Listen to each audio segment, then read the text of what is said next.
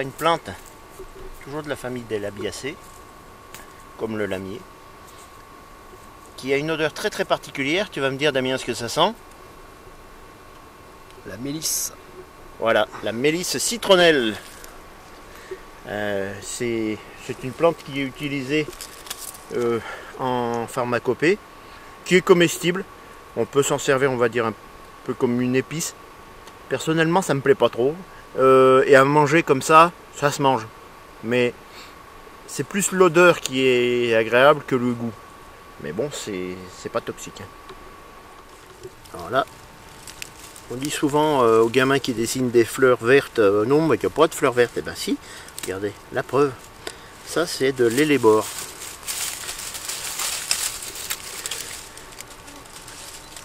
Alors ça, c'est toxique. Ça a été utilisé pour ses vertus purgatives. Mais bon, c'est vraiment du traitement de choc. D'ailleurs, on entend dans la... Pardon. Dans la fable du lièvre et la tortue, il vous faut purger ma commère avec 4 grains d'hellebore. Alors si vous arrive de manger de la choucroute, vous avez déjà dû voir qu'il y a des petites graines noires, petits fruits noirs. Ce sont des baies de genièvre. Eh bien voici le genièvre. C'est un arbuste qui pousse plutôt en montagne. Alors ça pique hein, quand on touche. Alors c'est curieux parce que c'est très piquant et les lapins adorent ça. Ouais. Et donc mon père entre autres donnait à manger du genièvre aux lapins. Alors les bords, prime vers lancéolé, c'est-à-dire le coucou, euphorbe, pulmonaire, et là si on descend un petit peu, on trouve l'antellide vulnéraire. Alors l'antellide vulnéraire, c'est pas avec ça qu'on fait la liqueur connue dans la région, je précise dans la région des Rhône-Alpes. C'est pas la vulnéraire qu'on met traditionnellement dans l'agnole, bien que celle-là on peut la mettre, et c'est excellent.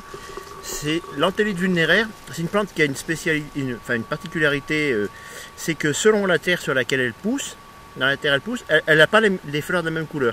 La fleur peut aller du blanc à peine cassé au rosâtre, en passant par le jaune qui est quand même le plus courant. Et alors je préciserai que vulnéraire, ça veut dire une plante vulnéraire, c'est une plante qui était utilisée pour soigner les plaies, soigner les blessures. Voilà. Une groseille de montagne. Ça donne des groseilles qui sont pas très goût, qui n'ont pas énormément de goût.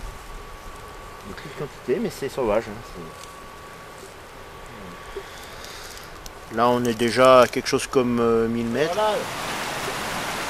On voit que le tussilage a une particularité, c'est que quand il y a la fleur, il n'y a pas la feuille.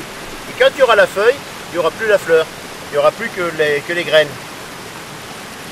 Alors, le tussilage, alors je me suis renseigné par rapport à ce que je disais dans un épisode de la première, du début.